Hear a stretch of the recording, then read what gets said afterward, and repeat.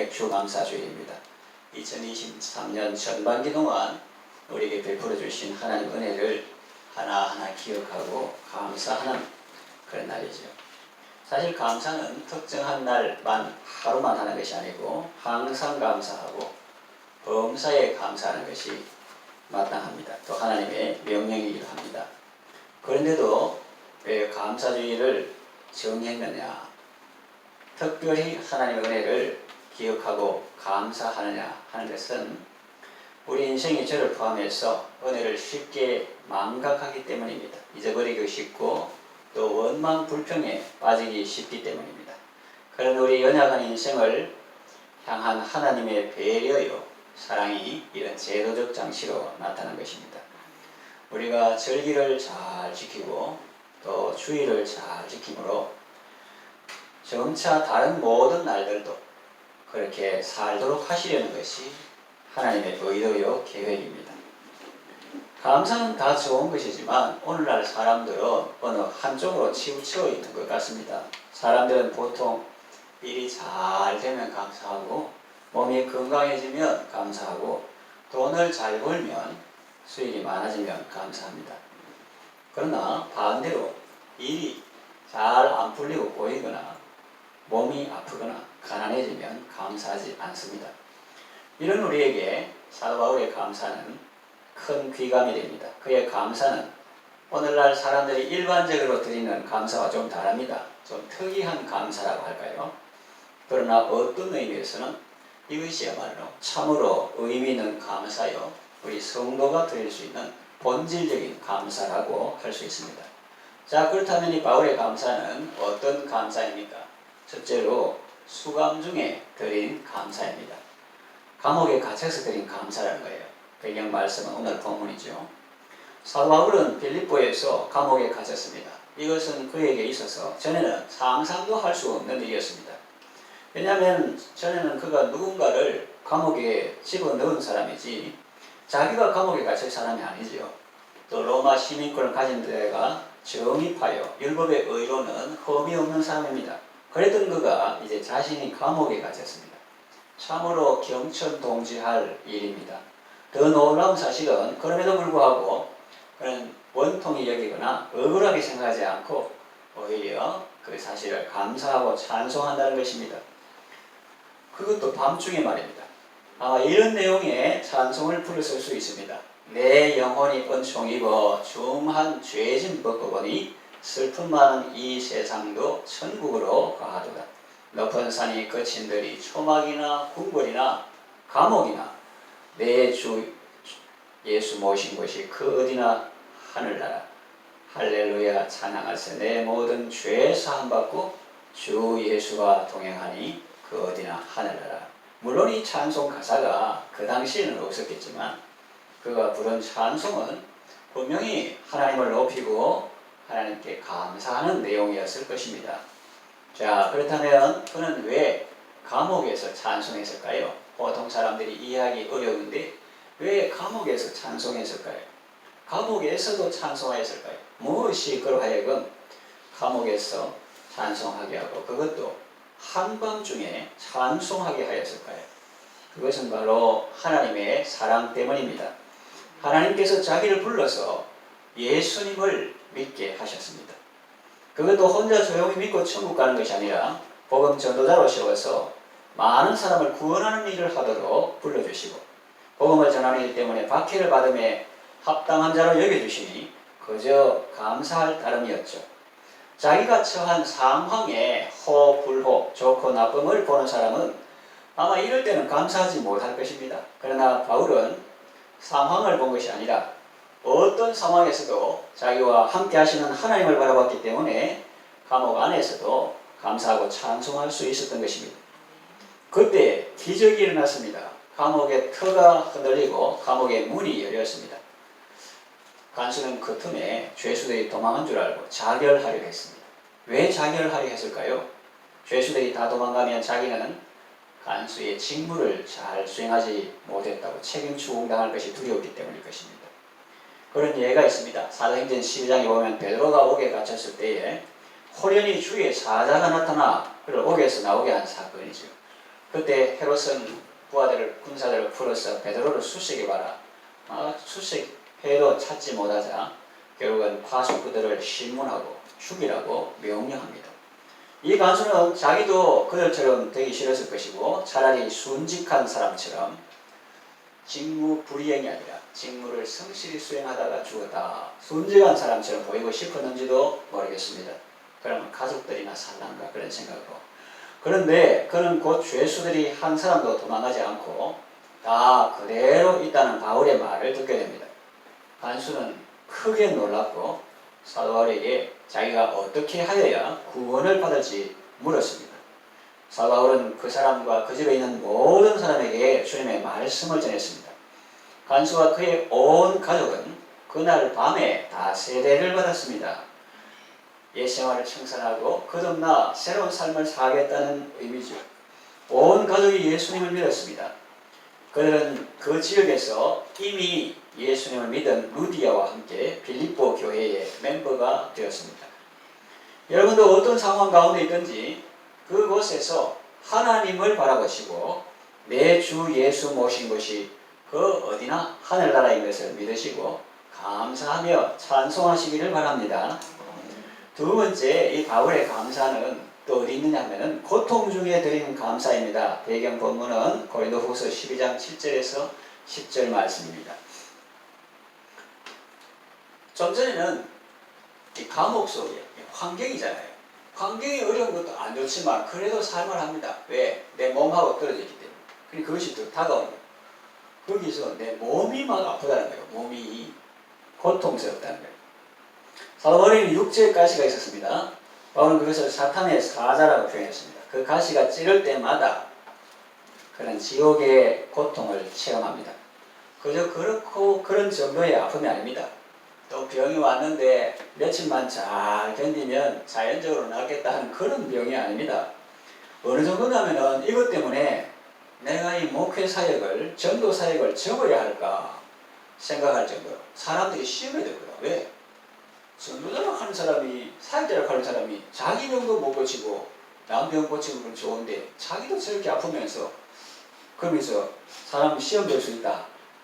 그렇게 생각할 정도로 아주 심각한 것이었습니다. 그래서 바울은 자신을 위해서라기보다는 내가 뭐 아픈 거 좀 참고 견디면 되는데 사람들이 시험에 들면 안 되니까 하나님의 영광을 위해서 하나님 그 가시를 제거해 주십시오 라고 간절히 기도했습니다. 그것도 한두 번 아니고 3번이나 계속 진지하게 기도했다는 의미죠. 우리는 생각할 때 사도 바울은 주의 일을 열심히 하는 사도이니까 한 번 해도 대단한데 3번이나 간절히 기도했으면 하나님이 분명히 들어주셨을 것이다. 그렇게 생각할 수 있습니다. 그러나 여러분 아니었습니다. 그렇게 기도해도 육체의 가시는 제거되지 않았습니다. 가시가 찌를 때마다 그는 지옥의 고통을 체험합니다. 쉬운 말로 고통 때문에 죽을 지경이었습니다. 그러면 보통 사람은 하나님을 원망하지 않겠습니까? 하나님, 내가 하나님을 어떻게 섬겼는데 내게 이렇게 대하십니까? 어떻게 내 기도를 안 들어주실 수 있습니까? 그것도 내 한 몸 편하자고 하는 게 아니고 하나님의 영광을 위해서 구하는 기도인데 어떻게 안 들어주실 수 있습니까? 그럴 수 있겠죠. 그런데 사도 바울은 오히려 하나님께 감사하고 있습니다. 아니 더 나아가 이제는 약한 것들을 사랑할 정도입니다. 왜? 무엇이 그로 하여금 이런 사람이 되게 하였을까요? 그것은 하나님의 사랑 때문입니다. 하나님이 배려하는 그 사랑이 그를 감동시켰고 그래서 그는 고통 가운데서도 하나님께 감사하는 것입니다. 이걸 기도할 때 하나님이 깨달음을 주셨어요. 그래서 이해가 잘 안 될 때 기도하는 것이 중요합니다. 주님이 뜻하신 바 헤아리기 어렵더라도 하나님은 예를 들면 아주 슈퍼컴퓨터고 나는 옛날 286 컴퓨터밖에 안 되는데 그게 다 이해가 되겠어요? 안 되죠. 하나님은 크고 거룩하시고 생각이 높으신 분이고 나는 땅에 있는 사람인데 그럴 때는 기도하면 하나님께서 성광을, 빛을, 또는 깨달음을 주님께서 우리에게 주시기 때문에 우리가 하나님의 뜻을 이해하고 감사하게 되는 것입니다. 정확하게 말하면 하나님은 사도 바울의 기도를 안 들으신 것이 아니라 사실은 분명히 들으시고 노로 응답하신 것입니다. 육체의 가시가 금방은 힘들고 어렵게 보이지만 그 바울을 하나님의 은혜 안에 계속 머물게 하는 울타리와 같은 기능을 하기 때문입니다. 바울을 안 사랑해서 거절한 것이 아니라 그를 지극히 사랑하시고 끝까지 쓰임받는 사람이 되도록 배려하신 것입니다. 요즘은 조금 깨달았다고 그걸 마치 대단한 것처럼 막 자랑하고 교회 질서도 무시하고 그렇게 하나님의 진리를 붙들었다 자랑하는 사람이 있는데 사도 바울은 성경 한 절 썼습니까? 신약 성경의 절반 정도를 쓴 사람입니다. 그리고 신비한 체험을 한 사람이에요. 유대인의 하늘 개념이 첫째 하늘, 둘째 하늘, 셋째 하늘 해가지고 일반 하늘 그리고 하나님의 영광이 가는 그곳 그러니까 셋째 하늘에까지 이끌려 올라가지고 세상 사람들이 말로 표현할 수 없는 그런 엄청난 말을 들은 사람, 신비한 체험을 한 사람인데 그 근처에만 가도 요즘 사람 얼마나 잘합니까? 그런데 어떻게 그 수많은 교회를 개척하고 일꾼들을 세우고 사바울 죽이기 전에는 저 인간 죽이기 전에 먹지도 마시지도 않겠다는 결사제가 40명이나 있는 그런 가운데서 사역을 이어나가느냐. 그리고 건강하고 등 따시고 배부르고 하면은 교만하고 하나님 앞에 그 안 좋은 결말을 맺을 수 있다. 사람 자기는 잘 몰라도 나는 안 그런다. 그래도 사람은 여정하기 때문에 그럴 수 있다는 거예요. 그래서 그 은혜의 울타리 안에 머물게 하는 장치가 바로 하나님께서 나를 배려하셔서 너무 자고하지 않게 스스로 교만하지 않도록 하기 위해서 그런 가시를 주셨다. 이걸 아니까 막 감사하게 된 거예요. 이 사람들은 강하면 좋을 것이라는데 목사가 막 강해보세요. 목사가 막 강하고 남편이 막 강해보세요. 강하고 아내가 교수고 똑똑이라고 집에서 강해보세요. 아들 젊을 때는 참습니다. 나이가 되면은 남편한테 그럼 헤어지자 이러면 남편이 그동안 참아주다가 그 나중에는 그럼 그래 해라 이러니까 이 여자가 충격을 받아요. 유명한 교수인데 그래가지고 고요히 자기 삶을 돌아봤어요. 고요히 자기 삶을 돌아보니까 지금까지 살아오면서 한 번도 안 졌어. 승리자야. 강해. 그 자기가 승리하면 지금 남편은 뭡니까? 패배자. 아들도 패배자. 옆에 사람도 패배자. 패배자가 널리 있어. 널리 있어. 그래가지고 돌아보면서 그 사람들 입장에서 보니까 얼마나 힘들까 그런 생각을 했더라는 거예요. 그래서 우리는 승리해야 됩니까? 패배해야 됩니까? 그 구분해야 되죠. 영적인 전쟁에서는 승리해야 합니다. 자기 욕심을 이기고 욕심을 이기고 옛사람 잘 이기는 이 전투에서는 승리해야 되지만은 사람하고 대화할 때 가족하고 할 때는 이기지 마세요. 지는 것이 이기는 겁니다. 함께하고 기다려주고 그리고 내 옆에 있는 딸을 승리자로 만들어주고 아들을 승리자로 만들어주고 남편을 승리하고 이래야 자기가 좋지. 남들 다 엎어졌는데 지 혼자 승리자 하면 자기가 살기 힘들죠. 말이 좀 옆으로 가는데 그래서 이 사도 바울이 비밀을 깨달았어요. 내가 약할 때 하나님의 능력이 강하게 나타나는구나. 목사가 가질 거 다 갖추고 학벌도 있고 재산도 많고 교육도 많고 그럼 사람들이 말은 많은데 뭐가 안 맞다 이래. 말은 많은데 뭐가 안 맞다.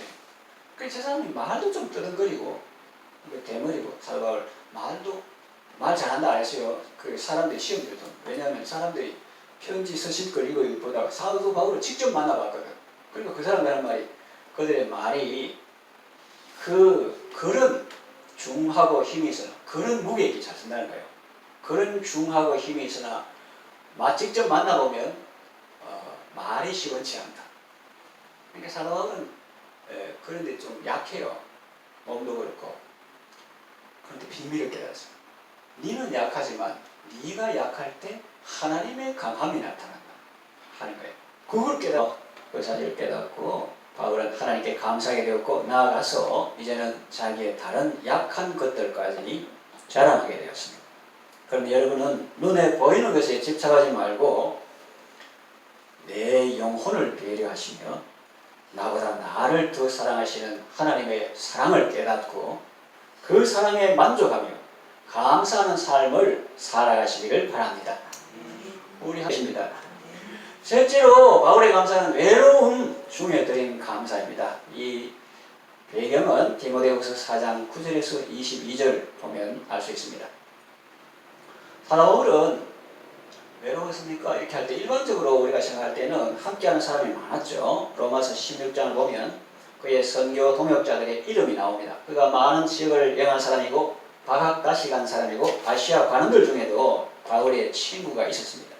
많은 지역의 교회를 설립하고 많은 일꾼들을 세웠습니다. 그러나 이거는 전체적으로 볼 때, 그렇지 저도 뭐 일기나 감사노트 보면 만난 사람도 많고 대화도 많지요. 전체를 보면. 그러나 바울이 늘 그렇게 산 건 아니에요. 언제나 옆에 사람들이 많았던 것은 아닙니다. 그는 다메섹 도상에서 예수님을 만난 후 아라비아 광야에서 그 사막, 사람 없는 데서 3년을 보냈습니다. 자기가 지금까지 믿어온 구약의 하나님과 신약의 예수 그리스도가 어떤 관계인지 그 사실을 깨닫게 됩니다. 그리고 본격적인 사역의 길에 들어선 이후에도 그는 홀로 있을 때가 많았습니다. 물론 그럴 때 하나님께서 동역자를 붙여주시기도 하고 디모데를 보내주시기도 했죠. 그러나 많은 시간 동안 그런 외로움과 비난과 사람들의 오해 가운데 지낸 때가 많았습니다. 성경 구절 보면 디모데후서 1장 15절 아시아에 있는 모든 사람이 나를 버렸다는 말도 나옵니다. 디모데후서 4장 9절 10절 너는 어서 속히 내게로 오라. 대만은 이 세상을 사랑하여 나를 버리고 데살로니가로 갔고 14절 구리 시공업자 알렉산더 옛날에 그 구리를 시공하는 그런 섬세한 직업을 하니까 이 사람이 돈을 많이 버는 사람인가 알 수 있어요. 구리 시공업자 알렉산더가 내게 해를 많이 입히고 15절 우리의 말을 심히 대적했다는 표현이 나옵니다. 16절에 내가 처음 변명할 때 나와 함께 한 자가 하나도 없고 다 나를 버렸으나 이런 말이 나옵니다. 그러니까 우리가 상당히 조심스럽습니다.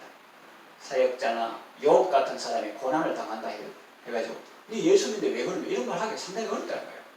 그리고 사도 바울 같은 이런 사람은 이렇게 사람들이 막 떠나도 네 왜 옆에 사람이 없지? 큰 교회 아니고 맨날 작은 교회만 하지 이렇게 또 쉽게 말 못하는 거예요. 다 나를 버렸으나 사도 바울은 인간적으로 외로움 가운데 처할 때가 많았지만 기죽지 않았습니다. 의기소침하지 않았습니다. 어떻게 그럴 수 있었을까요? 그의 말을 들어보세요. 17절 주께서 내 곁에 서서 나에게 힘을 주십니다. 이렇게 말했습니다. 사람들은 떠나도 전체적으로 보면 많은 지역을 방문하고 많은 사람을 만나고 많은 일꾼을 세우고 그런 일을 했죠. 그러나 그 단면을 보면은 외롭고 쓸쓸하고 오해받고 힘들고 감옥에 가실 때가 있었다는 거예요.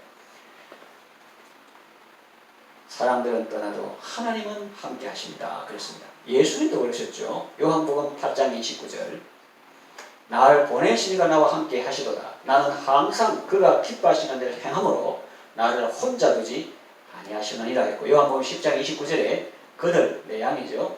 그들을 주신 내 아버지는 만물보다 크심에 아무도 아버지 손에서 빼앗을 수 없느니라 했고 어떤 사본에는 내 아버지께서 내게 주신 것이 만물보다 크다고 표현되었습니다.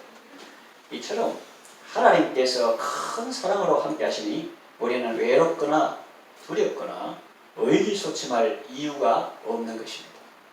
만물이 없어도 만물을 창조하신 하나님이 계시고 아버지께서 주신 것이 만물보다 크다. 천하보다 귀한 한 영혼도 아니고 많이 있는데 얼마나 귀하냐 하는 거예요. 하늘과 땅의 모든 권세를 가지신 예수님이 말씀하셨습니다. 내가 세상 끝날까지 너희와 항상 함께 있으리라. 우리가 세상 사는 모든 날 동안 예수님이 함께 하십니다. 이 놀라운 임마누엘의 약속을 굳게 잡고 어떤 환경에서도 감사하며 사시기를 바랍니다. 이제 말씀을 정리합니다. 감사는 환경의 산물이 아닙니다. 풍요의 산물도 아닙니다. 이 감사는 믿음의 산물입니다. 지금 내가 어떤 형편에 있든지 내가 하나님을 믿고 그 말씀을 믿기 때문에 감사할 수 있는 것입니다. 주의 인자는 끝이 없고 그의 말씀은 영원합니다. 믿음으로 모든 일에 감사하며 살아가시기를 바랍니다.